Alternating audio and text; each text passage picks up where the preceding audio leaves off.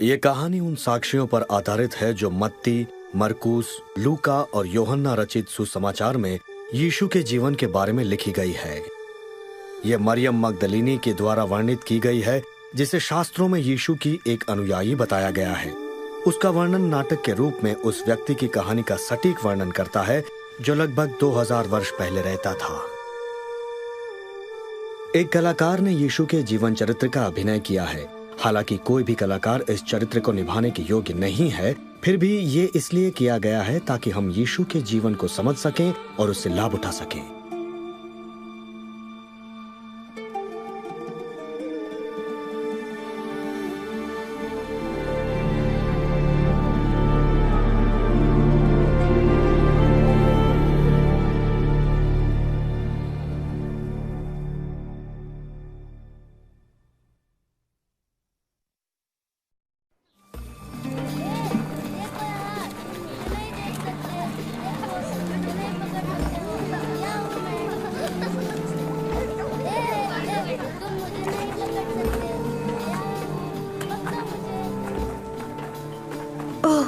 देखो, परमेश्वर हर शाम को कितनी खूबसूरत बनाते हैं। ये मुझे उनके महान प्रेम के बारे में बताती है जो मेरे लिए है, तुम्हारे लिए है। परमेश्वर जिन्होंने ये सब रचा है, पता नहीं वो मुझे देखते भी होंगे। जानना तो दूर की बात है। परमेश्वर शायद किसी पवित्र व्यक्ति को ही प्यार करेंगे, लेकिन मुझ जैसी को नहीं। रिवका, अगर तुम मेरे साथ उन 3 सालों तक रहती जिनमें उन्होंने हमें सिखाया। वो गुरु यीशु। सफीरा, क्या हमें उनके बारे में बताओगी? हाँ, हमें अपनी कहानी सुनाओ ना। जरूर सुनाऊंगी। आओ।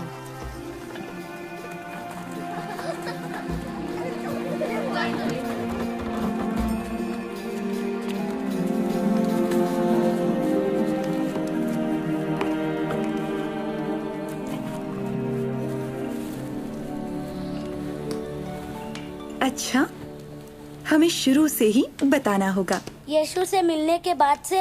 नहीं, हमें यीशु की कहानी को समझने के लिए शुरू से ही बताना होगा, जैसा कि पवित्र शास्त्र हमें बताता है। आरंभ में परमेश्वर ने पृथ्वी और इसके सारे पेड़ पौधों, पशुओं, पक्षियों और समुद्र में रहने वाले प्राणियों की रचना की।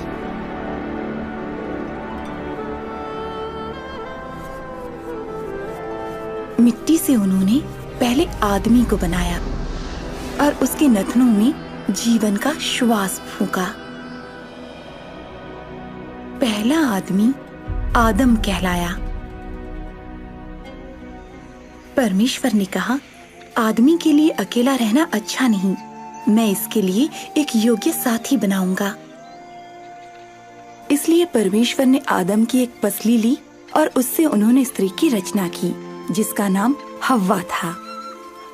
उसे सिर से नहीं बनाया कि वो उस पर शासन, पैर से नहीं बनाया कि वो उसके द्वारा रौंदी जाए, उसकी बगल में से ताकि उसे सुरक्षा मिले, और दिल के पास से ताकि उसे प्यार मिले। प्रेम के परमेश्वर ने पुरुष और स्त्री को परमेश्वर के चरित्र को प्रकट करने के लिए और उनके साथ मिलजुल कर रहने के लिए बनाया। उन्होंने उन्हें अपनी सारी सृष्टि पर शासन करने का अधिकार दिया। आदम और हव्वा परमेश्वर की उपस्थिति में एक सुंदर बगीचे में रहते थे, जिसे परमेश्वर ने उनके लिए बनाया था।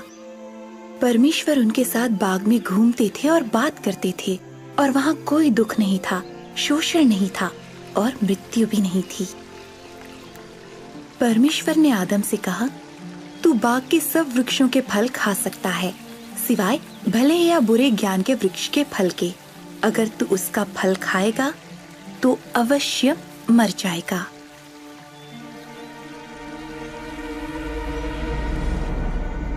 लेकिन एक दिन शैतान ने हव्वा को बहकाया।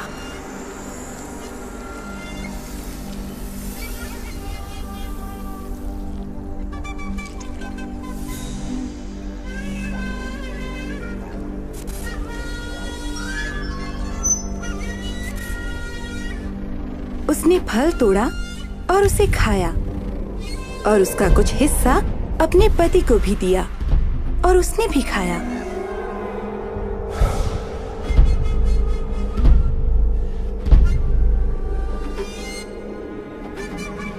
आदम और हव्वा के आज्ञा तोड़ने के शर्मनाक काम से बगीचे की शांति भंग हो गई। स्त्री पुरुष के बीच का मेल और परमेश्वर और उनके बीच का मेल भी खत्म हो गया। आदमी को एक पीड़ादायक जीवन जीने का श्राप मिला और स्त्री को संतान उत्पन्न करते समय की पीड़ा सहने का और पति द्वारा शासित होने का श्राप मिला। लेकिन परमेश्वर ने एक वादा भी किया कि एक दिन स्त्री का वंश, उसकी अपनी संतान, सर्प का सिर कुचलेगी। पवित्र शास्त्र में दयालु परमेश्वर अपनी सृष्टि के साथ अपना मेल और आदर फिर से स्थापित करने की योजना के बारे में बताते हैं। उन्होंने अपनी योजना का कुछ हिस्सा अब्राहम पर भी जाहिर किया। अब्राहम ने परमेश्वर पर भरोसा किया और उनका आदर किया, और परमेश्वर ने अब्राहम को आशीष दी और उसके द्वारा सारे राष्ट्रों के लोगों को भी आशीष दी।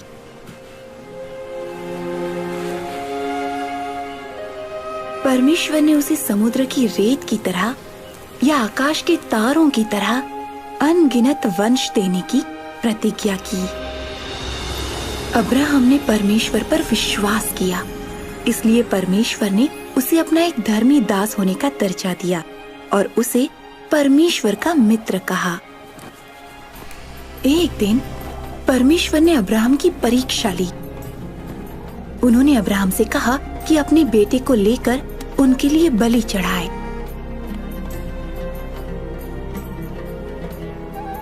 अब्राहम जानता था कि परमेश्वर ने उसे इस पुत्र के द्वारा बहुत बड़ा वंश देने की प्रतिज्ञा की है और इसके द्वारा सारी जातियों को आशीष देंगे। उसने फिर भी विश्वास किया और उनकी आज्ञा मानी। परमेश्वर ने पुकारा, अब्राहम, अब मैं जान गया हूँ कि तू मेरी आज्ञा मानता है। तूने अपने प्रिय पुत्र को भी मेरी खातिर नहीं रख छोड़ा। अब्राहम ने अपने पास एक मेढ़ा देखा, सो अब्राहम ने परमेश्वर के लिए उसे अपने बेटे के बदले बलि चढ़ाया। परमेश्वर ने अब्राहम को उसके पुत्र के बदले जो मेढ़ा दिया था, वो परमेश्वर की आने वाली महान योजना की एक झलक थी। ये योजना थी पाप के श्राप को और मृत्यु को नष्ट करने की और पुरुष और स्त्री का परमेश्वर के साथ मधुर संबंध पुनर्स्थापित करने की। पवित्र शास्त्र एक आने वाले के बारे में बताता है। वो समस्त संसार के पापों के लिए एक अंतिम बलिदान होगा। भविष्यवक्ताओं ने इस व्यक्ति को मसीह नाम दिया। उनका आना संसार के लिए एक बड़ी आशीष होगा। वो एक उद्धारकर्ता, भविष्यवक्ता और राजा होंगे। यशायाह ने बताया कि मसीह जब आएंगे तो क्या करेंगे। परमेश्वर के अभिषिक्त गरीबों के लिए सुसमाचार, टूटे हुए दिलों के लिए चंगाई, गुलामों के लिए छुटकारा और कैदियों के लिए आजादी लाएंगे और घोषणा करेंगे कि समय आ गया है कि परमेश्वर अपने लोगों को बचाएगा। एक गुरु इस जगत में थे जिनका नाम यीशु था। क्या ये वही थे जो सांप का सिर कुचलने के लिए, अंधकार से भरे संसार में उजाला फैलाने के लिए और हमारे श्राप को आशीषों में बदलने के लिए भेजे गए थे? क्या ये वही प्रतिज्ञा किए हुए मसीह हो सकते हैं? क्या ये किसी को जो डरा हुआ हो या लज्जित हो या तुच्छ हो, उसे छुटकारा दे सकेंगे?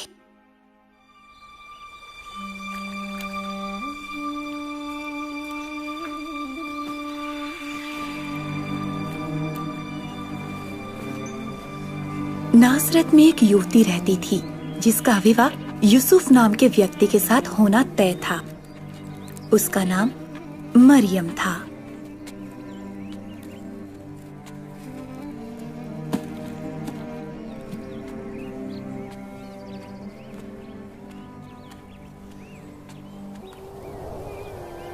परमेश्वर आपके साथ है और उन्होंने आपको बड़ी आशीष दी है। भयभीत ना हो मरियम, परमेश्वर ने आप पर अनुग्रह किया है।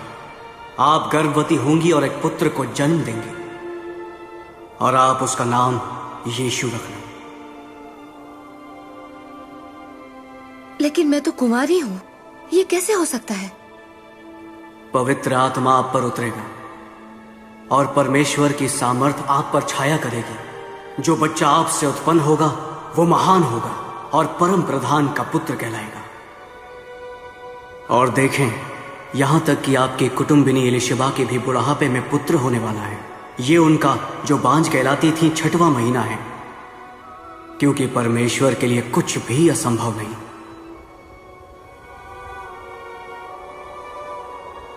मैं परमेश्वर की दासी हूं। जैसा आपने कहा वैसा ही मेरे लिए हो।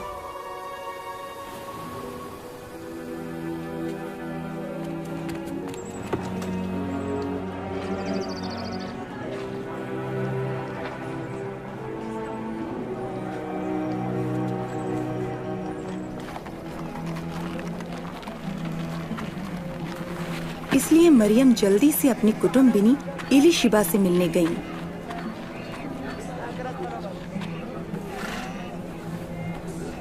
एलीशिबा, मरियम, बहन मरियम।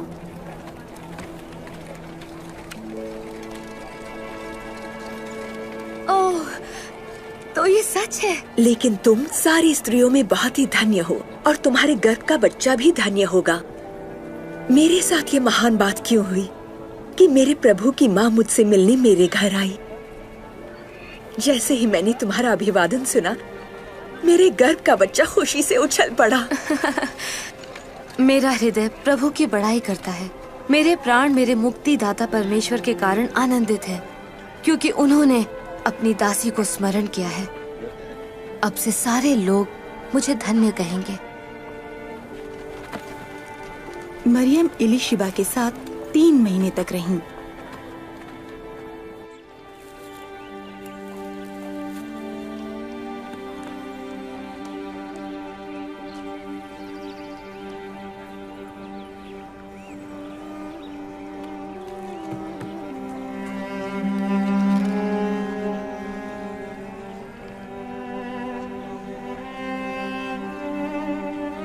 जब यूसुफ को पता चला कि उसकी होने वाली पत्नी गर्भवती है, तो उसने उसे चुपके से त्याग देने का विचार किया।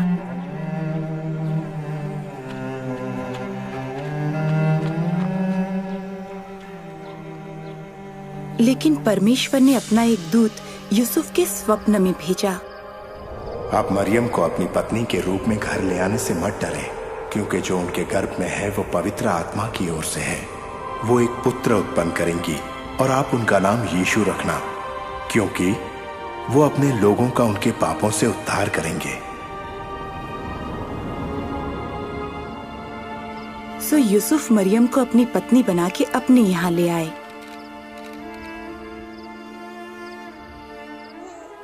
यीशु का जन्म बेथलेहम में ऐसी जगह पर हुआ जहाँ जानवर रखे जाते थे, क्योंकि यूसुफ और मरियम के लिए उनके रिश्तेदारों के यहाँ भी जगह नहीं थी। और स्वर्गदूतों के एक दल ने यीशु के जन्म की घोषणा की। जब उस बच्चे के खतने का समय आया तो उसका नाम यीशु रखा गया, जिसका अर्थ है परमेश्वर बचाता है। और मरियम और यूसुफ बच्चे को प्रभु को समर्पित करने के लिए आराधनालय में ले आए। वहाँ शमौन नाम का एक भविष्यवक्ता उन्हें मिला।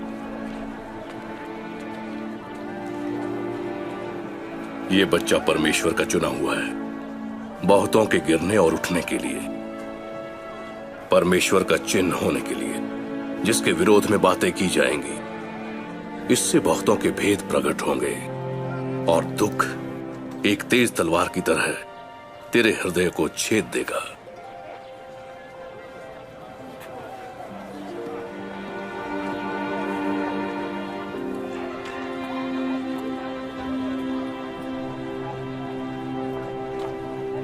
और जब मैंने उनकी कहानी सुनी तो मैं जान गई कि यीशु एक सामान्य भविष्यवक्ता से कहीं बढ़कर हैं। स्वर्गदूत का क्या मतलब था जब उसने यीशु को परम प्रधान का पुत्र कहा? तो प्रभु की किसी स्त्री के साथ संबंध से तुम्हारा मतलब नहीं है? नहीं नहीं नहीं नहीं, याद रहे मरियम एक कुंवारी थी। यीशु का गर्भ में आना वास्तव में परमेश्वर के आत्मा द्वारा अद्भुत कार्य था। परमेश्वर कुछ भी कर सकते हैं। क्या तुम्हें इस पर विश्वास नहीं? अपने अद्भुत जन्म के कारण हालांकि यीशु हमारी और तुम्हारी जैसे स्त्री से जन्मे थे, फिर भी वो कहीं ज्यादा थे। अपने पापों से पश्चाताप करो और बपतिस्मा लो और परमेश्वर तुम्हारे पाप क्षमा करेंगे। परमेश्वर ने स्वयं ही ये कहा जब इलीशिबा का पुत्र यूहन्ना बपतिस्मा देने वाला लोगों को यर्दन नदी में बपतिस्मा दे रहा था। मैं तो तुम्हें पानी से बपतिस्मा देता हूँ, लेकिन जो आ रहे हैं वो मुझसे कहीं अधिक महान हैं। मैं तो इस योग्य भी नहीं कि उनके जूतों के बंधन खोल सकूं। वो तुम्हें पवित्र आत्मा और आग से बपतिस्मा देंगे। उनका सूप उसके हाथ में है ताकि गेहूं को भूसी से अलग कर अपने रक्ते में रख सके।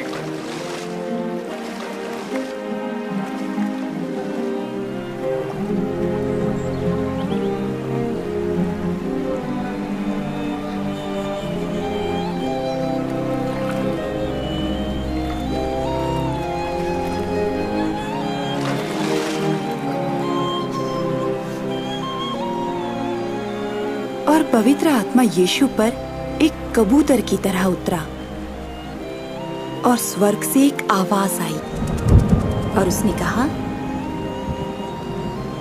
तुम मेरे प्रिय पुत्र हो, मैं तुमसे प्रसन्न हूँ। अपने बपतिस्मे के बाद यीशु उस इलाके में घूमते रहे, लोगों को शिक्षा देते रहे और उनके संदेश उनके अधिकार को साबित करते थे।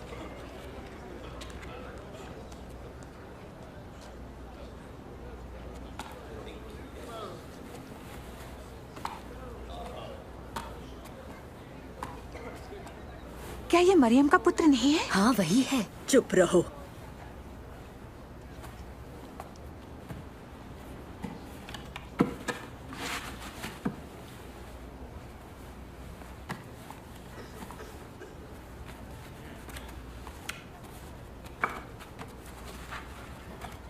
परमेश्वर का आत्मा मुझ पर है, क्योंकि उन्होंने मुझे दीनों को शुभ संदेश सुनाने के लिए चुना है। उन्होंने मुझे भेजा है कि मैं बंदियों को मुक्ति और अंधों को दृष्टि पाने का संदेश दूं, सताए हुए लोगों को मुक्त करने के लिए और यह घोषणा करने के लिए कि समय आ गया है जब परमेश्वर अपने लोगों को बचाएं। वो अच्छा बोलता है।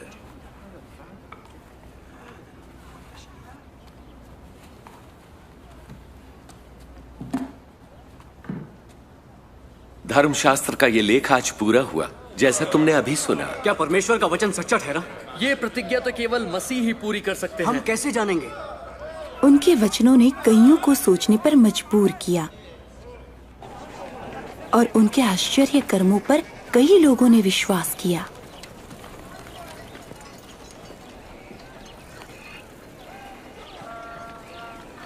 ये वही है।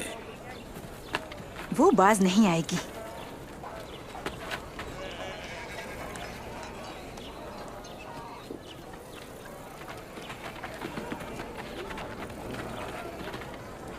ये कौन है? ये वो गुरु है जो नासरत से आए हैं, यीशु। कैसी हो? ठीक हूँ। वापस जाओ, तुम्हारा यहाँ कोई काम नहीं है।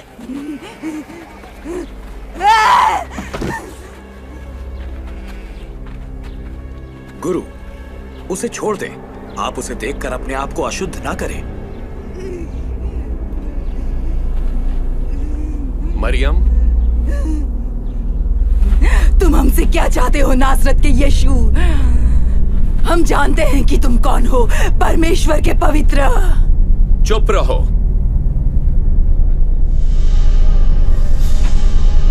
दुष्ट आत्माओं,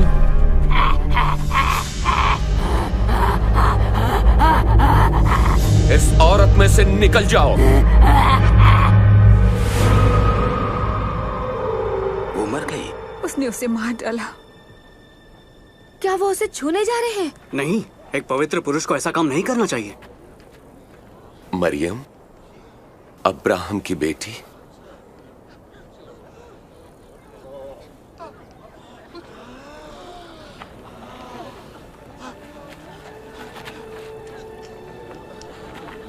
ये बिल्कुल ठीक है। वो जीवित है। आश्चर्य है। कौन है ये मनुष्य? यहाँ तक कि दुष्ट आत्माएं भी इनकी सुनती हैं। ये तो आश्चर्य है। ये तो आश्चर्य है। ये कैसे हो सकता है? धन्यवाद।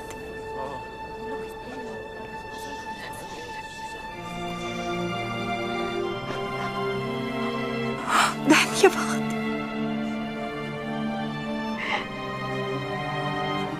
धन्यवाद।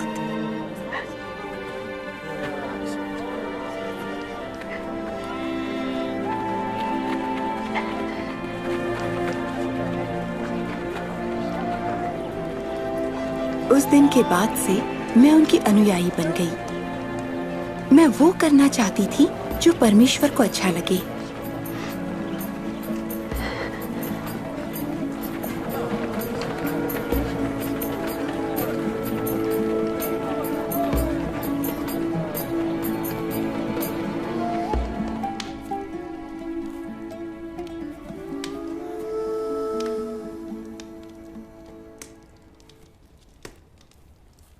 सालों तक मैं शर्मिंदगी में रही थी, लेकिन यीशु ने मुझे मेरा सम्मान लौटाया।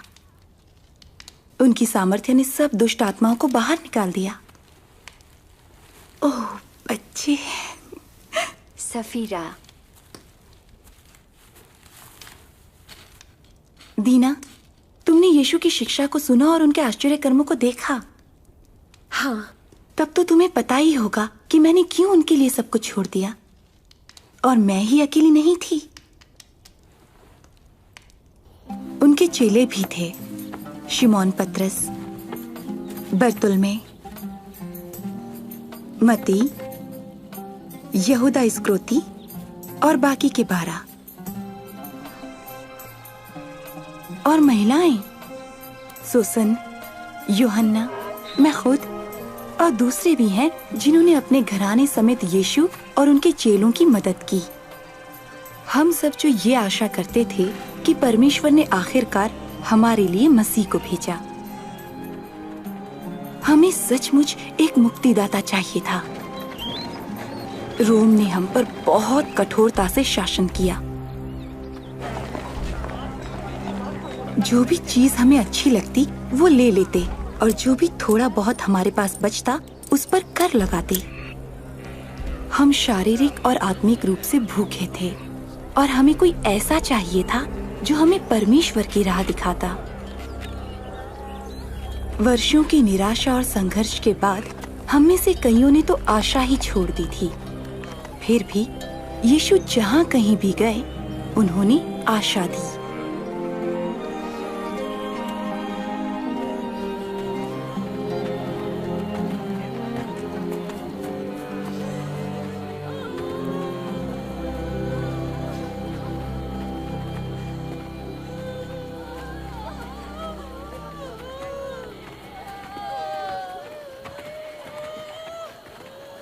वो कौन है? एक जवान लड़का, एक विधवा का इकलौता बेटा।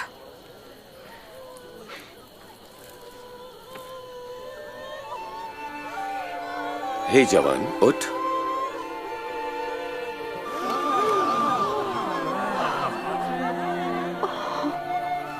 हमारे बीच एक महान भविष्यवक्ता आए हैं। परमेश्वर अपने लोगों को बचाने आए हैं।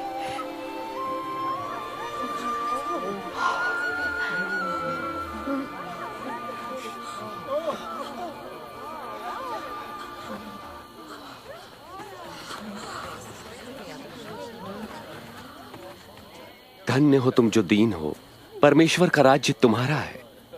धन्य हो तुम जो भूखे हो, क्योंकि तुम तृप्त किए जाओगे। धन्य हो तुम जो रोते हो, तुम हर्षित होगे।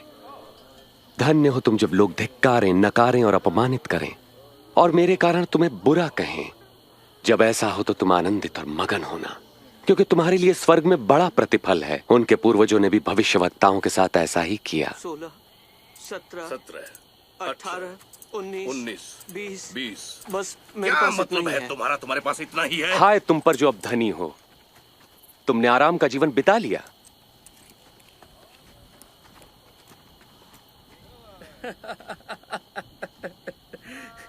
जो धनी ना बनना चाहे वो कोई पागल ही होगा।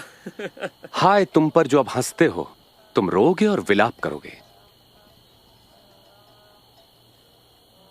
अफसोस जब लोग तुम्हारी बड़ाई करें, क्योंकि उनके पूर्वजों ने भी झूठे भविष्यवक्ताओं के लिए यही किया। पर मैं तुम लोगों से कहता हूं, शत्रुओं से प्रेम रखो, घृणा करने वालों का भला करो, जो श्राप दे उन्हें आशीष दो, बुरा करने वालों के लिए प्रार्थना करो।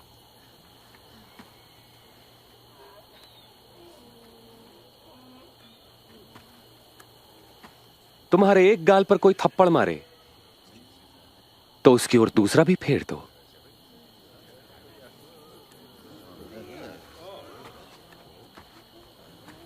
कोई तुम्हारा अंगरखा ले तो अपनी कमीज भी उसे दे दो।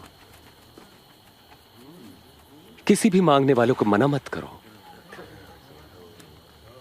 यदि कोई तुम्हारी वस्तु ले ले तो उसे वापस मत मांगो।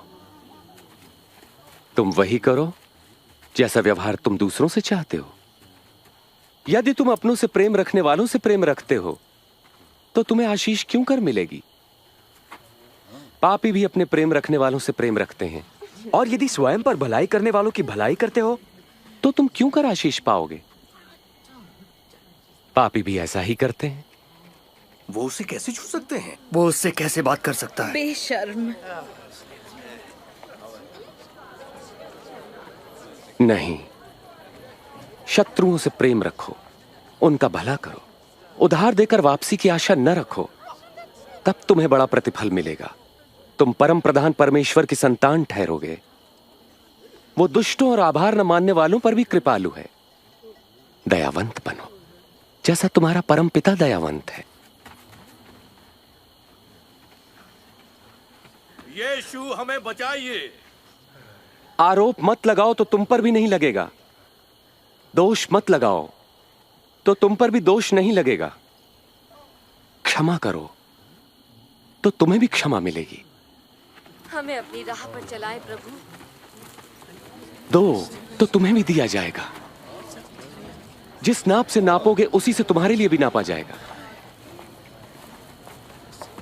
अंधा अंधे को मार्ग नहीं दिखा सकता। ऐसा करने पर दोनों ही गड्ढे में गिरेंगे। अपने भाई की आंख के तिनके को क्यों देखते हो जबकि अपनी ही आंख का लट्ठा नहीं देख पाते?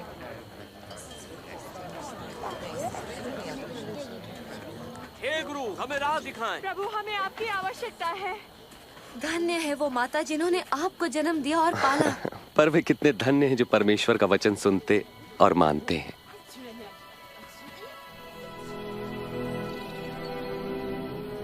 यीशु ने सिखाया कि परमेश्वर पापियों से दुश्मनों जैसा व्यवहार नहीं करते कि उन्हें नष्ट कर दिया जाए, बल्कि उन्हें खोई हुई भेड़ के समान समझते हैं और अपने गले में शामिल करने के लिए ढूंढते हैं।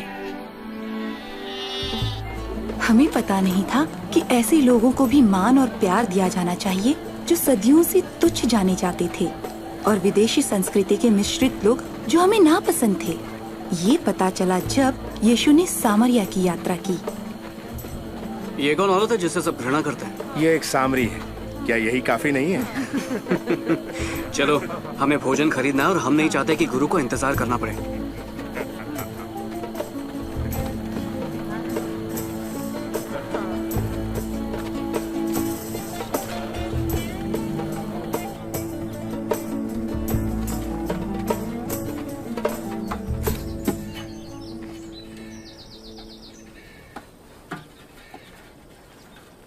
मुझे पानी पिलाओगी? तुम एक यहूदी हो, मैं एक सामरी औरत हूँ। तुम मुझसे पानी कैसे मांग सकते हो? अगर तू जानती कि परमेश्वर क्या दे सकते हैं और जो तुझसे पानी मांग रहा है वो कौन है, तो उससे मांगती तो वो तुझे जीवन का जल देता। लेकिन तुम्हारे पास गहरे कुएं से पानी निकालने के लिए कुछ भी नहीं है। तुम पानी कहाँ से लाओगे? हमारे पूर्वज याकूब ने हमें ये कुआं दिया था। उसने, उसकी संतानों ने, उसकी भेड़ बकरियों ने इससे पिया। तुम याकूब से बड़े होने का दावा तो नहीं कर रहे हो ना? जो कोई ये जल पिएगा वो फिर प्यासा होगा, लेकिन जो जल मैं दूंगा उसे पीकर वो फिर कभी प्यासा न रहेगा। जो जल मैं दूंगा वो उसमें एक सोता बन जाएगा जो अनंत जीवन के लिए उमड़ता रहेगा। तो मुझे भी वो पानी दो कि मैं फिर कभी प्यासी ना रहूं और ना फिर मुझे यहाँ पानी भरने आना पड़े। जा अपने पति को बुला ला और जल्दी आ। मेरे पास पति नहीं है। तूने सच ही कहा था कि तेरे पास पति नहीं है। तूने 5 आदमियों से विवाह किया और अब जिसके साथ है वो भी तेरा पति नहीं है। तूने मुझसे सच ही कहा। आप तो भविष्यवक्ता लगते हैं। मेरे सामरी पूर्वज इस पर्वत पर परमेश्वर की उपासना करते थे, पर यहूदी कहते हैं यरूशलेम में हमें परमेश्वर की आराधना करनी चाहिए। मेरा विश्वास कर, वो समय आता है कि तुम परमेश्वर की आराधना न तो इस पर्वत पर करोगे और ना ही यरूशलेम में। तुम सामरी वाकई नहीं जानते कि तुम किसकी आराधना करते हो, लेकिन वो समय आ रहा है, बल्कि आ ही चुका है, जब परमेश्वर के आत्मा के सामर्थ्य से लोग पिता की आराधना आत्मा और सच्चाई से करेंगे, जैसा कि प्रभु चाहते हैं।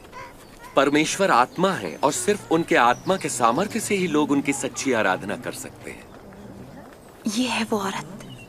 वे उससे क्या बातें कर रहे हैं? क्या वे जानते हैं वो कौन है? मैं जानती हूँ कि मसीह जरूर आएंगे, और जब वो आएंगे तो वो हमें पूरी बात बताएंगे। मैं वही हूं।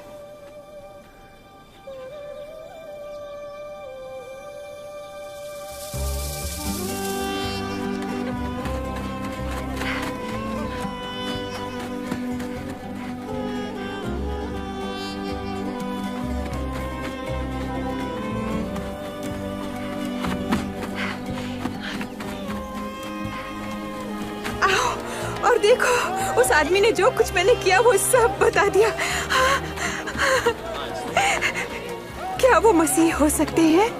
मसीह? प्रतिज्ञा किया हुआ? ऐसा नहीं हो सकता। आओ और देखो, आओ। गुरु, कुछ खा लें। मेरे पास जो भोजन है उसके बारे में तुम कुछ नहीं जानते। क्या कोई उनके लिए खाना लाया है? मेरा भोजन ये है कि अपने भेजने वाले की आज्ञा मानूं और जो उन्होंने मुझे काम दिया है उसे पूरा करूं। फसल पक चुकी है और कटने के लिए तैयार है।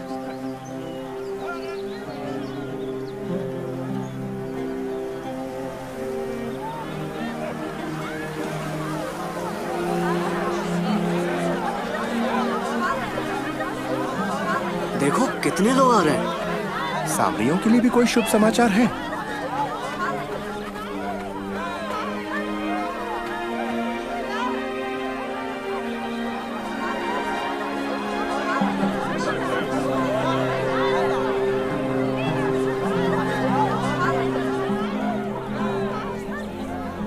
शहर के लोग यीशु के पास आए और उनसे विनती करने लगे कि उनके साथ रहें और उन्हें शिक्षा दें। हम वहाँ 2 दिन रहे और बहुत से सामरियों ने उन पर विश्वास किया। मांगो तो तुम्हें दिया जाएगा, ढूंढो तो तुम पाओगे, खटखटाओ तो तुम्हारे लिए द्वार खोला जाएगा। क्योंकि जो कोई मांगता है उसे मिलता है, और जो कोई ढूंढता है वो पाता है, और जो खटखटाता है उसके लिए द्वार खोला जाता है। तुम में से कौन ऐसा पिता होगा जब उसका पुत्र उससे रोटी मांगे तो वो उसे पत्थर देगा, पानी मांगे तो जहर देगा? सो जब तुम बुरे होकर अपने बच्चों को अच्छी वस्तुएं देना जानते हो, तो तुम्हारे परमपिता परमेश्वर अपने मांगने वालों को पवित्र आत्मा क्यों ना देंगे? मैं तुमसे कहता हूं, अपने प्राण की चिंता न करो कि हम क्या खाएंगे, और ना ही अपने शरीर की कि क्या पहनेंगे, क्योंकि प्राण भोजन से बढ़कर और शरीर वस्त्रों से बढ़कर है। पक्षियों को देखो, वे न बोते हैं, न काटते हैं, और ना ही उनके कोई भंडार है, फिर भी परमेश्वर उन्हें खिलाते हैं। और तुम तो पक्षियों की तुलना में कहीं बढ़कर हो। तुम में से कौन चिंता करके अपनी आयु बढ़ा सकता है?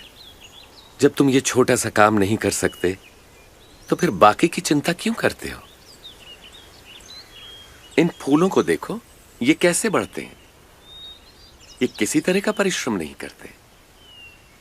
राजा सुलेमान इनमें एक के समान सुंदर वस्त्र न पहन सका। यदि परमेश्वर मैदान की घास को सजाते हैं जो आज है और कल आग में झोंकी जाएगी, तो निश्चय ही वे तुम्हें भी वस्त्र पहनाएंगे। हे अल्प विश्वासियों, हमारे विश्वास को और बढ़ाएं। यदि तुम्हारा विश्वास राई के दाने के भी बराबर हो तो तुम इस पेड़ से कहो कि जड़ से उखड़कर समुद्र में जा पड़, तो वो तुम्हारा कहा मान लेता।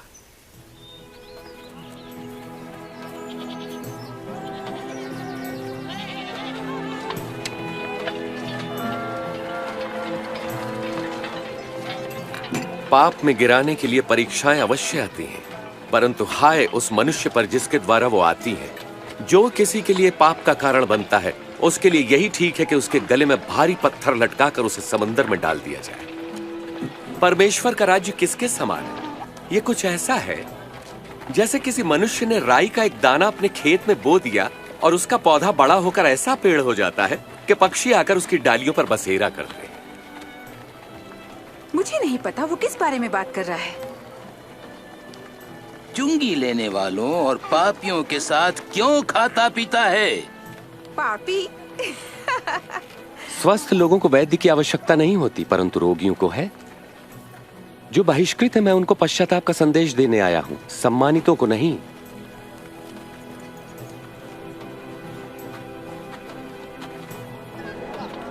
वे आ रहे हैं, वे यही हैं, देखो। यीशु, यीशु,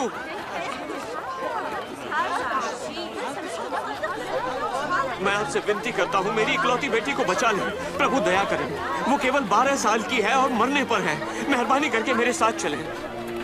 अगर मैं उनका कपड़ा ही छू सकूं, तो मैं ठीक हो जाऊंगी। यायर, मुझे दुख उन्हें है। अकेला छोड़ दो यायर। तेरी बेटी मर गई है। गुरु को अब कष्ट ना दे।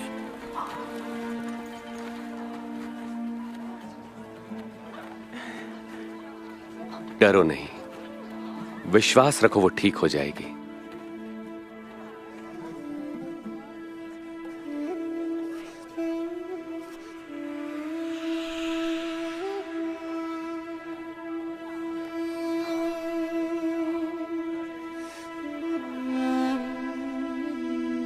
किसने मुझे छुआ? किसी ने मुझे छुआ है। मैं जानता हूं कि मुझसे सामर्थ्य निकली है।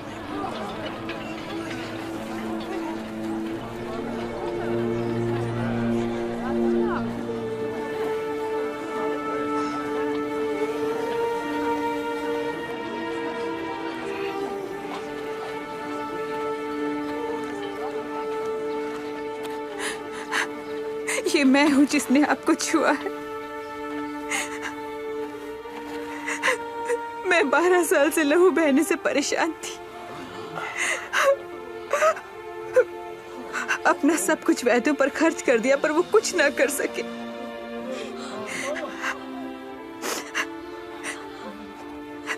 लेकिन जब मेरी उंगलियों ने आपके दामन को छुआ, मैं चंगी हो गई।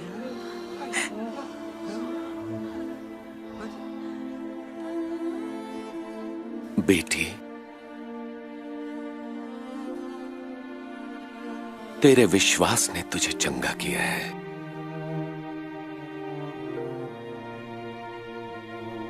शांति से जा।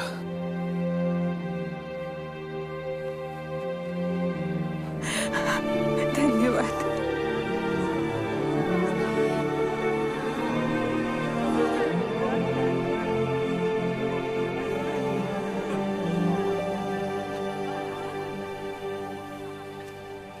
उन्होंने उसे बेटी कहा? हाँ, जो हमारे नियम के अनुसार 12 सालों से अशुद्ध थी। उन्होंने उसकी शर्मिंदगी देखी और उसे इज्जत दी। मैं नहीं जानती कि किससे उसे चंगाई मिली, यीशु की सामर्थ्य से या उनकी दया से?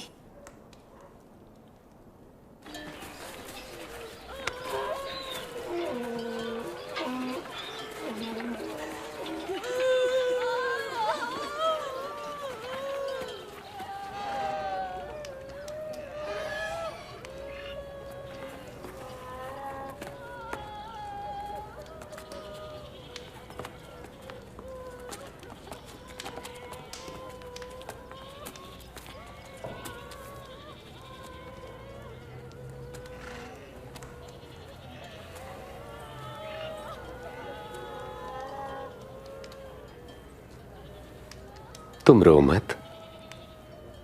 वो मरी नहीं है, वो तो बस सो रही है।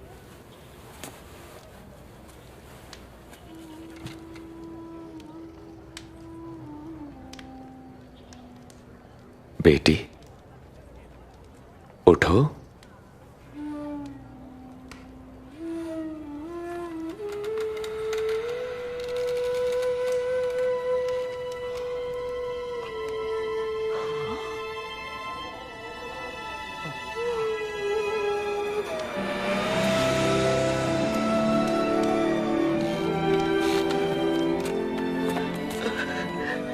इसे कुछ खाने को दो।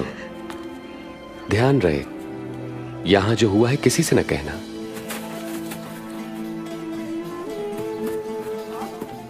वो जीवित है, मालिक की बेटी। गुरु ने उसे जीवित कर दिया।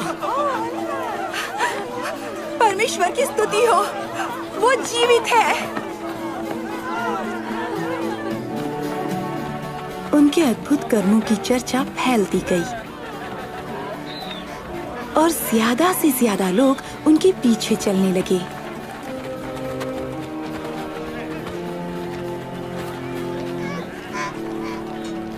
स्वामी, लोगों को भेज दें ताकि वे आसपास के गांवों में जाकर अपने लिए भोजन और ठहरने की जगह ढूंढ सकें। ये एक सुनसान जगह है। तुम स्वयं इनके भोजन का प्रबंध करो। लेकिन हमारे पास केवल 5 रोटियां और 2 मछलियां ही हैं।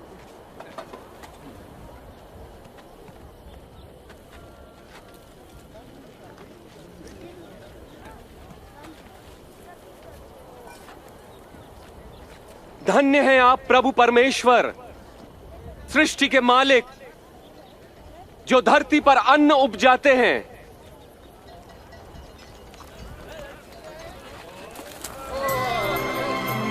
ये तो चमत्कार है। विश्वास नहीं होता। हम खाते रहे जब तक कि हमारा पेट नहीं भरा, और जो बच गया उसे जमा करने पर 12 टोकरे भर गए। ये अद्भुत आश्चर्य कर्म हमें यीशु की आशीषों की याद दिलाता है, ताकि हम उनके पीछे चलते रहें।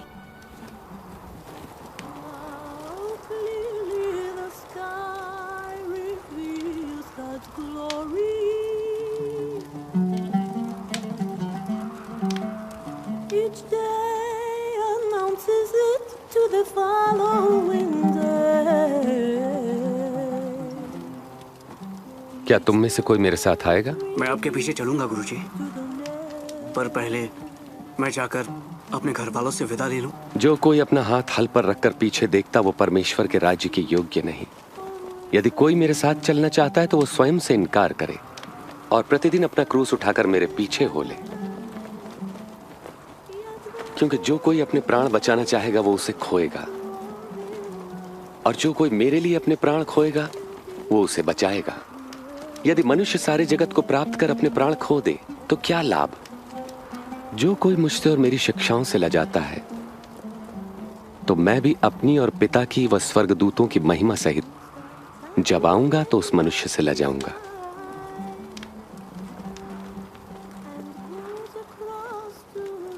सच कहता हूं, यहां कुछ ऐसे भी हैं कि जब तक परमेश्वर का राज्य न देख ले मृत्यु नहीं देखेंगे।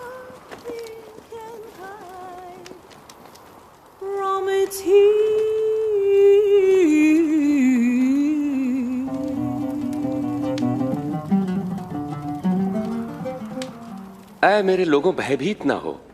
परमपिता की यह इच्छा है कि तुम्हें राज्य दें। अपना सब कुछ बेचकर पैसा गरीबों को दान कर दो और ऐसे बटुए बनाओ जो फटते नहीं। स्वर्ग में धन इकट्ठा करो जहां वो घटता नहीं, क्योंकि कोई चोर वहां नहीं पहुंच सकता, न ही कीड़ा उसे नष्ट कर सकता है। जहां तुम्हारा धन होगा वहीं तुम्हारा मन भी लगेगा।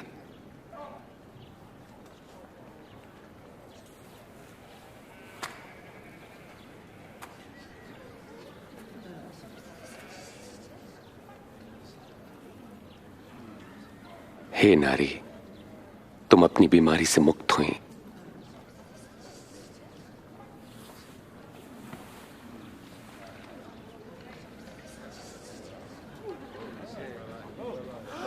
देखो, देखो वो चंगी हो गई।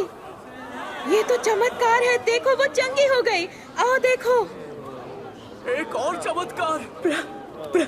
प्रभु की महिमा हो।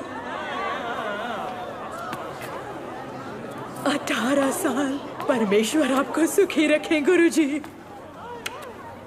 6 दिन हैं जिनमें हम काम कर सकते हैं, इसलिए उनमें से किसी दिन आकर चंगे हो जाना, लेकिन विश्राम के दिन नहीं। अरे कपटियों, क्या विश्राम के दिन तुम में से हर कोई अपने गधे या बैल को खोलकर उन्हें पानी पिलाने नहीं ले जाता? और यहां पर यह स्त्री जो अब्राहम के वंश से है, जो 18 वर्ष तक शैतान के बंधन में थी, क्या विश्राम के दिन उसे मुक्त करना उचित न था?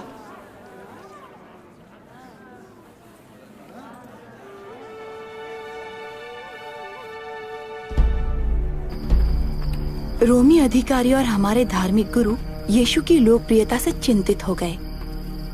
मैंने तो सुना है कि बहुत से लोगों ने उसे अपना राजा मान लिया है। राजा?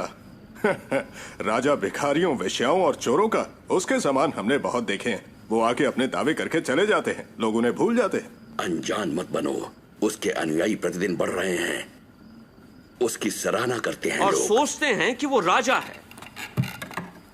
मैं तुम्हें चेतावनी दे रहा हूं, अगर इस आदमी ने शांति भंग की तो आप ही जिम्मेदार होंगे।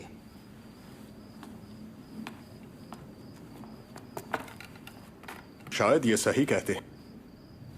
हमें गलीली का सामना करना होगा।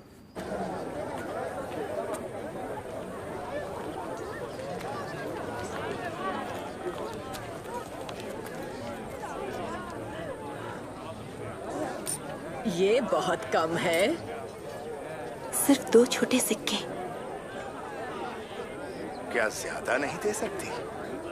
मैं कहता हूं, इस निर्धन विधवा ने सबसे ज्यादा दान दिया है, क्योंकि दूसरों ने अपने बहुत से धन में से थोड़ा सा दिया है, परंतु इसने गरीब होते हुए भी अपनी सारी जीविका और पूंजी दे दी। हमें बताइए, आपको ये कहने का क्या अधिकार है? आपको ये अधिकार किसने दिया? अब मैं तुमसे एक प्रश्न पूछता हूं, यूहन्ना को बपतिस्मा देने का अधिकार परमेश्वर से मिला था या मनुष्य से? हमें नहीं मालूम कि यह अधिकार कहां से मिला। तो मैं भी तुम्हें नहीं बताता कि मैं ये सब कुछ किस अधिकार से करता हूं।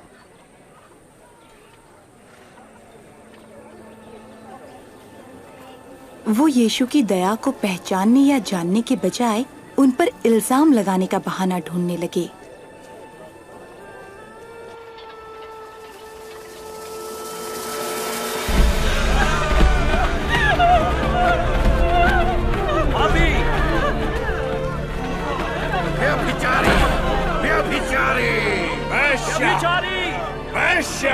गुरु, ये औरत व्यभिचार करते हुए रंगे हाथ पकड़ी गई है। हमारे नियम में मूसा ने आज्ञा दी है, ऐसी औरत को पथरवाह करके मार डालना चाहिए। पथरवाह करो, पथरवाह करो। आप क्या कहते हैं?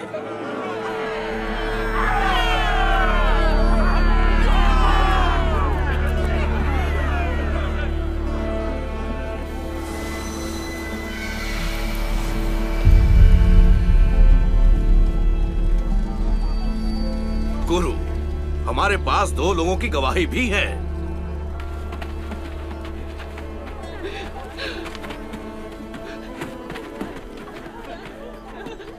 हम इस औरत के साथ क्या करें? आदमी कहाँ है?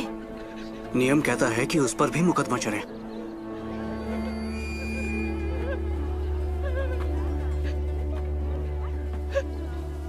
तुम में से जिसने कभी कोई पाप न किया हो वही उसे सबसे पहले पत्थर मारे।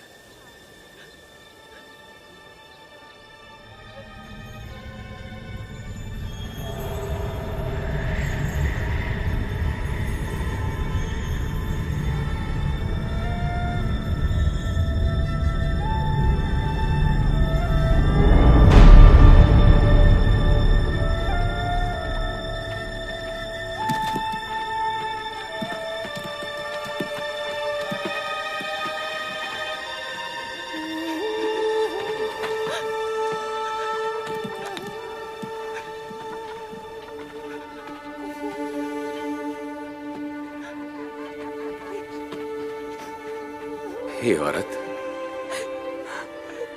वो कहां गए? क्या तुझे दंड देने के लिए कोई नहीं रुका? यहाँ कोई नहीं। तो मैं भी तुझे कोई दंड नहीं देता।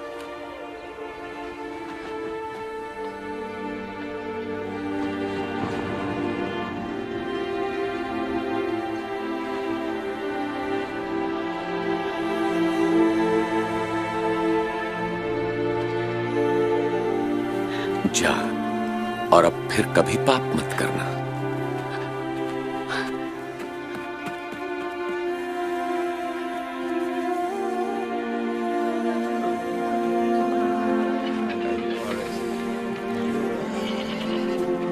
मुझे ऊपर उठाओ। आजा मेरे कंधे पर। क्या आप तुम देख सकते हो? मैं यीशु को देख सकता हूँ।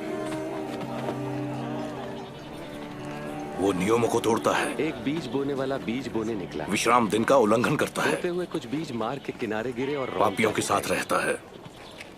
और कुछ अगर हम उसे ऐसे ही जाने देंगे तो हर कोई उस पर विश्वास कर लेगा और रोमी अधिकारी कार्रवाई करेंगे और हमारे मंदिर को तोड़ देंगे। अच्छी भूमि पर गिरे और सभी पौधों ने उगकर वो यीशु को फांसने और उनके पीछे चलने वालों को रोकने में असफल रहे, लेकिन उन्होंने उनके मसीह होने के दावे को रोकने का इरादा कर लिया और उन्होंने एक ऐसे आदमी को ढूंढ लिया जो उन्हें धोखा देने के लिए तैयार हो गया।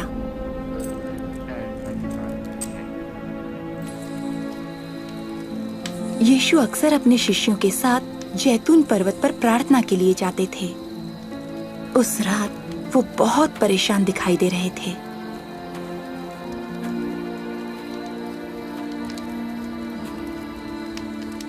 तुम क्यों सो रहे हो? उठो और प्रार्थना करो कि तुम परीक्षा में न पड़ो।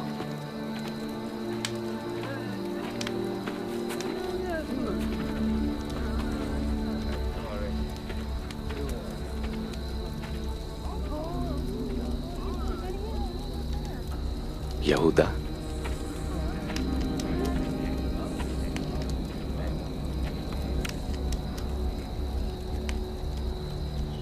क्या तुम चुंबन लेकर मुझे पकड़वा रहे हो? गुरु, क्या हम तलवार चलाएं? चलो इसे पकड़ लो। बस बहुत हो गया।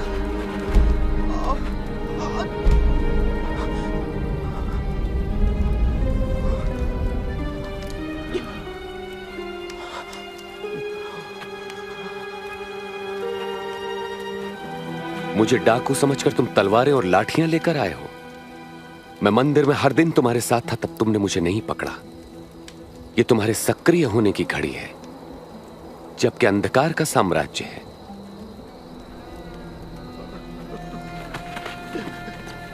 पकड़ लो इसे। उनके ही साथी ने उन्हें धोखा दिया।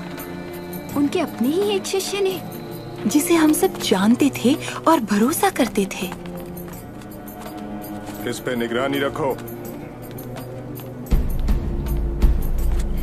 उस रात पहरेदारों ने उनका मजाक उड़ाया और उन्हें मारा।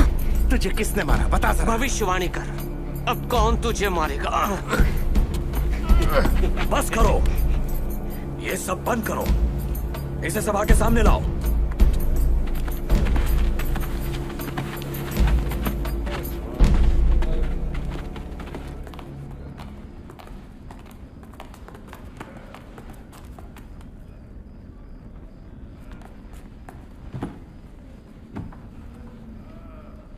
ये बता हमें, क्या तू सचमुच मसीह है?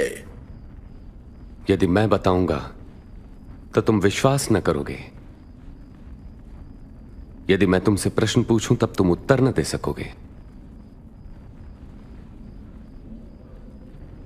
लेकिन अब से मैं निश्चय ही सर्वशक्तिमान परमेश्वर के दाहिनी ओर बैठूंगा। तो तू क्या परमेश्वर का पुत्र है? हां, मैं हूं। उसने परमेश्वर की निंदा की है। तुम लोगों ने परमेश्वर की निंदा सुनी।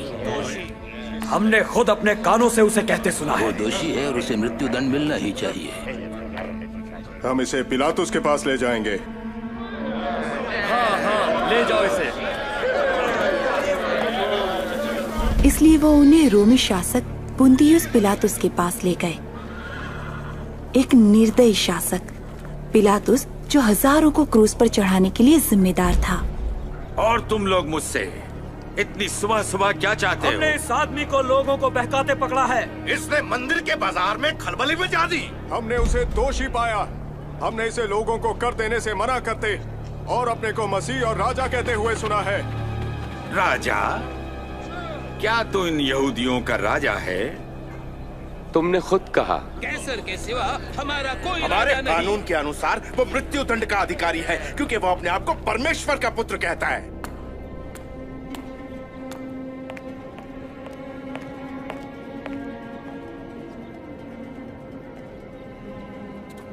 इस आदमी ने मृत्यु के दंड के योग्य कुछ नहीं किया।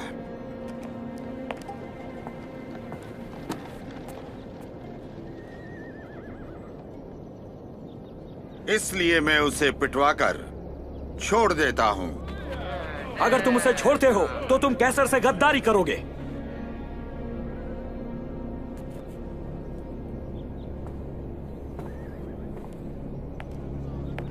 उसे क्रूस पर चढ़ाओ। उसे क्रूस पर चढ़ा दो। तुम उसे कोड़े मारो। जो कोई अपने आप को राजा कहता है वो कैसर से बगावत करता है। तुम किसका इंतजार कर रहे हो पिलातुस? ले जाओ इसे, मार डालो, क्रूस पर चढ़ा दो। उन्होंने कुछ भी गलत काम नहीं किया।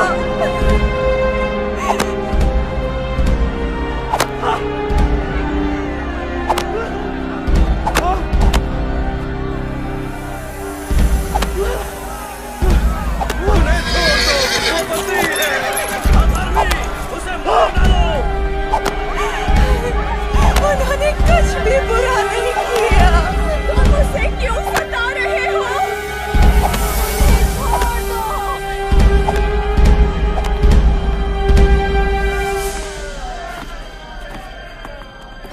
उसे क्रूस पर चढ़ाओ।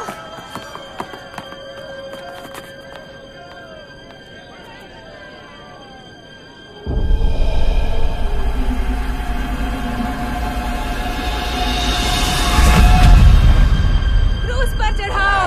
क्रूस पर चढ़ाओ। पीछे पीछे हटो। पीछे पीछे हटो। उससे दूर रहो।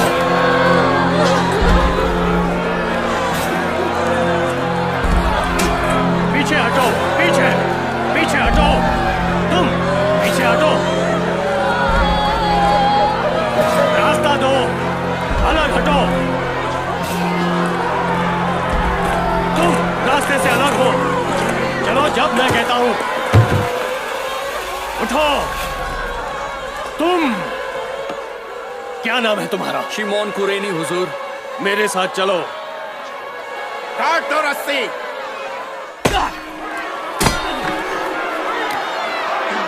तुम उठाओ इसे। चलो आगे बढ़ो। पीछे छोड़ो उसे। छोड़ो उसे।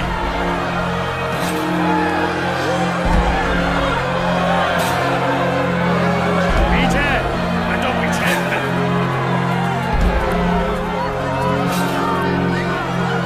हम रोते हैं प्रभु, पी लीजिए इसे। हाँ, पी ले प्रभु। यरूशलेम की स्त्रियों, मेरे लिए नहीं, अपने और अपने बच्चों के लिए रो। जब ये लोग मेरे साथ ऐसा व्यवहार कर रहे हैं तो तुम्हारे साथ क्या कुछ ना होगा। प्रभु आपकी मदद करें। हम आपके लिए प्रार्थना करेंगे।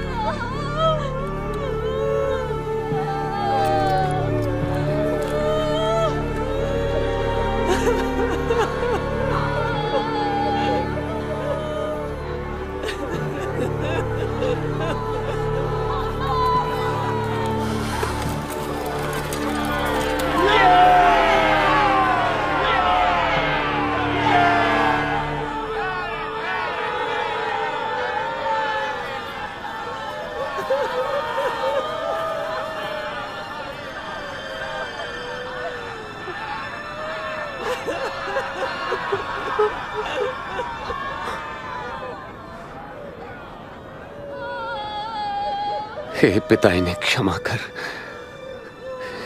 ये नहीं जानते कि क्या करते हैं। इसने औरों को बचाया, अपने को नहीं बचा सकता। हाँ, बचा अपने को। अगर तू सचमुच मसीह है, अब क्रूस पर से उतर आ। हमें अपना कोई चमत्कार दिखा। जो कोई भी लटकाया जाता है वो परमेश्वर की ओर से श्रापित होता है।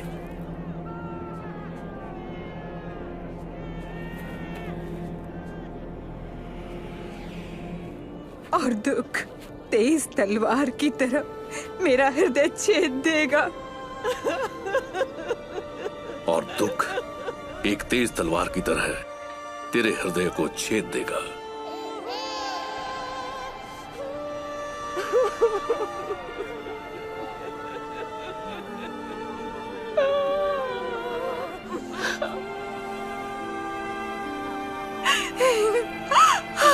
लेकिन क्यों?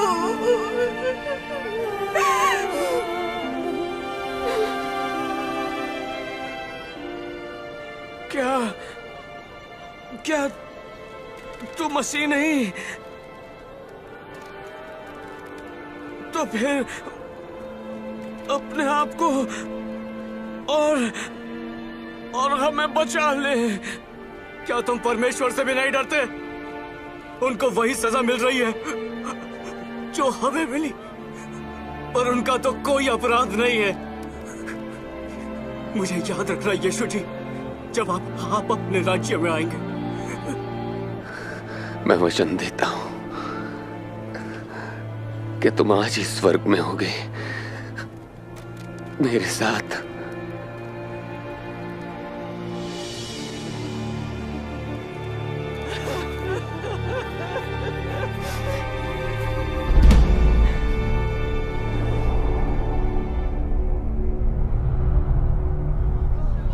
और दोपहर से लगभग 3 घंटे तक सारे देश में अंधकार छाया रहा।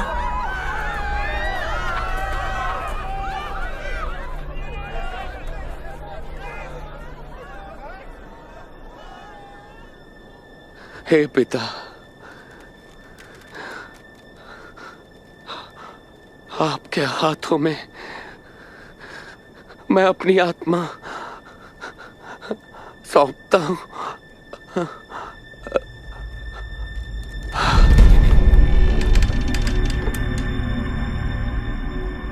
परमेश्वर की महिमा हो।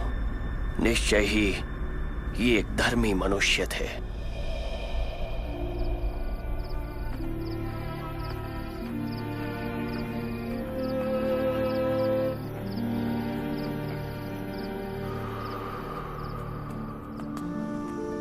धार्मिक सभा के एक सदस्य अमृतिया के यूसुफ ने, जो इस कार्य से सहमत नहीं था, जाकर पिलातुस से अनुमति ली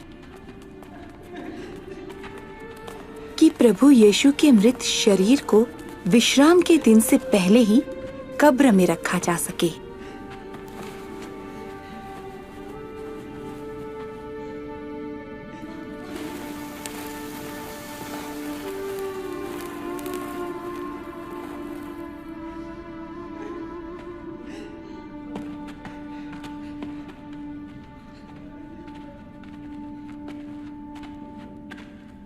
हमें क्षमा करें, हम अपने प्रभु की देह के पीछे पीछे आ गईं। सभी आ सकते हैं, लेकिन चलो, विश्राम दिन शुरू होने वाला है।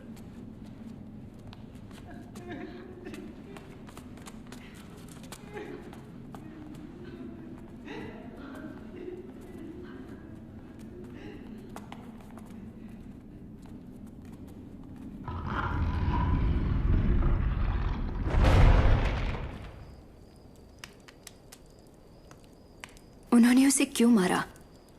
अगर वो परमेश्वर की ओर से थे, तो उन्होंने उन्हें खुद को क्यों मारने दिया?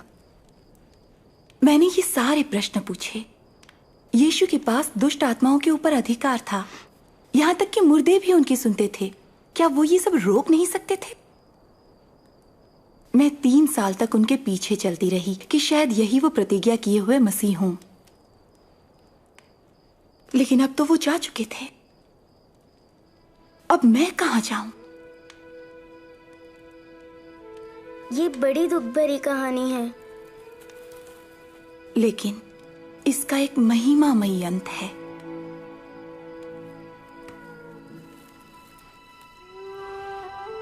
रविवार की सुबह यीशु को क्रूस पर चढ़ाने के बाद ये 3रा दिन था जब हम सुगंधित द्रव्य तैयार करके कब्र पर गए उनकी देह पर लगाने के लिए। कब्र का पत्थर हटा हुआ है।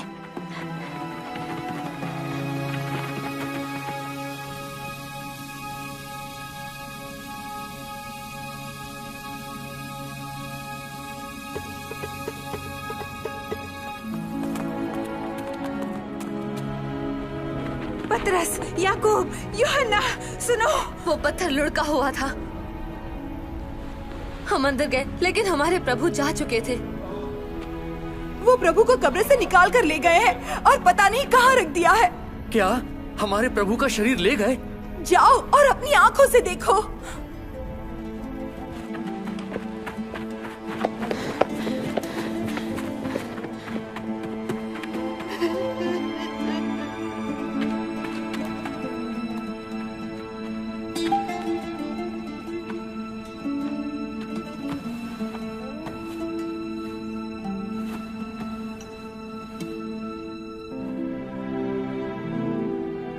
कब्र की अच्छी तरह जांच करने के बाद पतरस दूसरे शिष्यों के पास लौटा, लेकिन मैं बाहर ही खड़ी रही, हैरान और रोती हुई। उन्हें जरूर सिपाहियों ने चुरा लिया है या फरीसियों ने। उन्होंने हमारी सारी आशा खत्म कर दी। कम से कम वो हमारे लिए उनका शरीर ही छोड़ देते।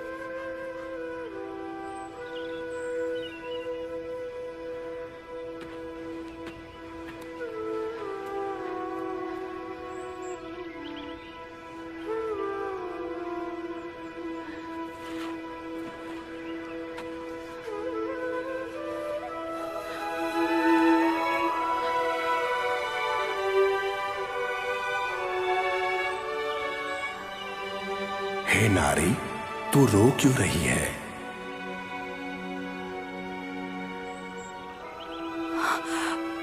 वो मेरे प्रभु को ले गए हैं।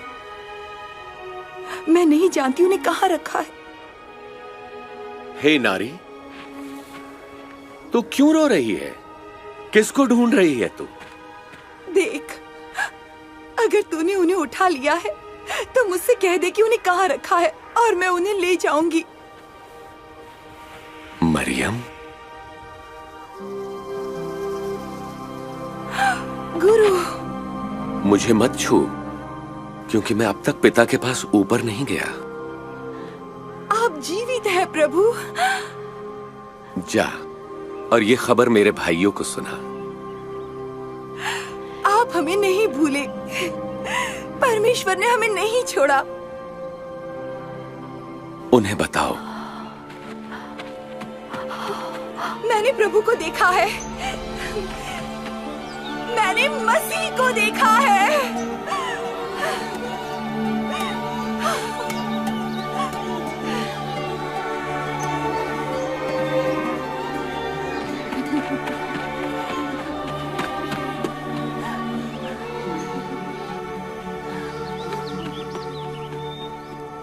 क्या वो जीवित हो गए हैं? हाँ। कैसे? मृत्यु उन पर विजय न पा सकी, तो फिर उन्हें मरना क्यों पड़ा? मृत्यु पर विजय पाने के लिए। ओह, मैं उन्हें उस दिन न समझ सकी, लेकिन उसके बाद यीशु हमें कई बार दिखाई दिए और उन्होंने हमें शिक्षा भी दी। यीशु के आने से हजारों साल पहले भविष्यवक्ताओं ने शास्त्रों में प्रतिज्ञा किए हुए मसीह के बारे में ये भविष्यवाणी की थी कि वो दुख उठाएगा।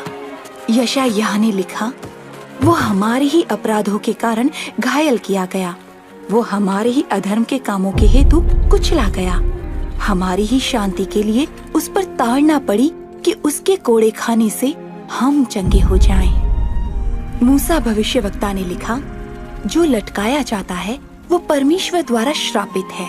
जब यीशु क्रूस पर मरे तो उन्होंने हमारे श्राप को अपने ऊपर ले लिया, मेरा श्राप, पाप और मृत्यु का। उनके त्याग और पुनरुत्थान ने हमें बुराई के बंधन से मुक्त किया, हमें अंधकार की शक्ति से बचाया और हमें डर और शर्मिंदगी के जीवन से आजाद किया। ये वो आशीष है जिसकी प्रतिज्ञा परमेश्वर ने हमारे पूर्वज अब्राहम से की थी, जब उन्होंने कहा था कि पृथ्वी के सारे लोग उनके द्वारा आशीष पाएंगे। सारे लोग? स्त्रियां भी? यीशु ने मुझे अब्राहम की बेटी कहा। तुम एक प्रिय बेटी हो, एक बेटी जिसे वो आशीष देना चाहते हैं, जैसे कि उस औरत को उन्होंने 12 साल की बीमारी से मुक्त किया, या मेरी जैसी। हम में से किसी को भी डर या शर्मिंदगी का जीवन जीने की जरूरत नहीं है। अब हमें छुपे रहने की जरूरत नहीं है। यीशु ने स्वयं कहा, परमेश्वर का आत्मा मुझ पर है, क्योंकि उन्होंने मुझे दीनों को शुभ संदेश सुनाने के लिए चुना है। उन्होंने मुझे भेजा है कि मैं बंदियों को मुक्ति और अंधों को दृष्टि पाने का संदेश दूं, सताए हुए लोगों को मुक्त करने के लिए और यह घोषणा करने के लिए कि समय आ गया है जब परमेश्वर अपने लोगों को बचाएं।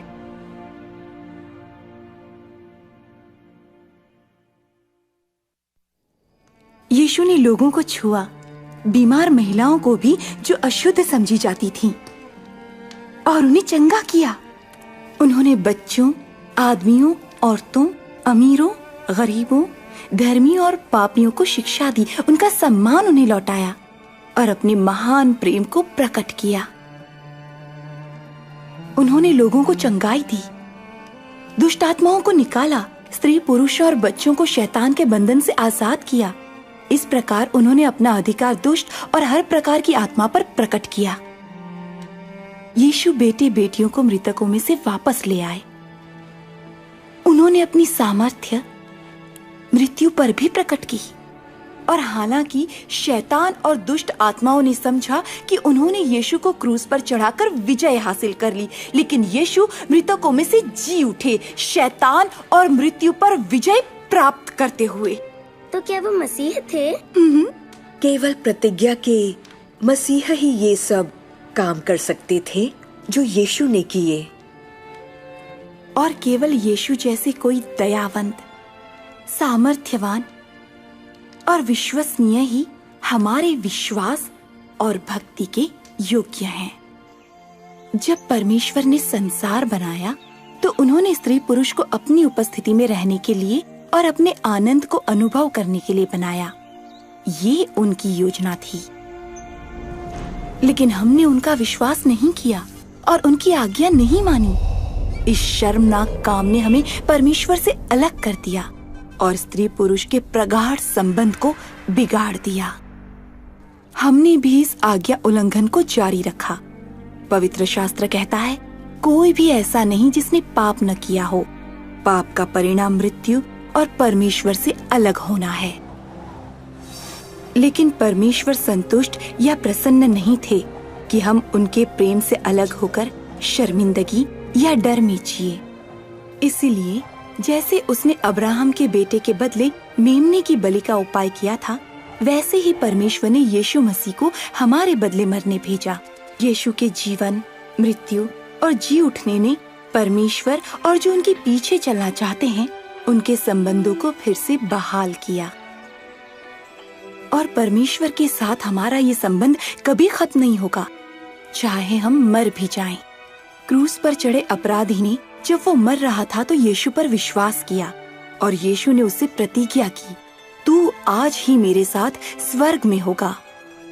जो अपना विश्वास यीशु में रखते हैं वो अनंत दंड से बच जाएंगे और परमेश्वर के साथ हमेशा के लिए रहेंगे। कैसे? विश्वास के साथ उनके पीछे चलने से। पर वो मुझे कैसे अपनाएंगे? मुझे और मरियम को भी स्वीकार किया है। मैं कैसे जानूंगी? उनका विश्वास करो, उनसे पूछो, उनसे बात करो।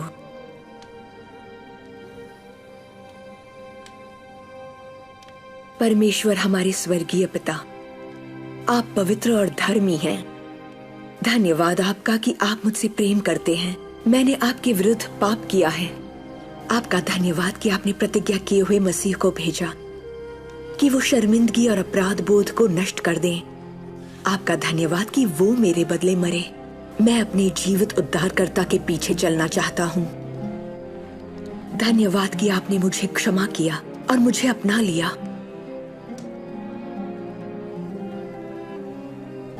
आमीन, आमीन, आमीन। आपका धन्यवाद, धन्यवाद आपका।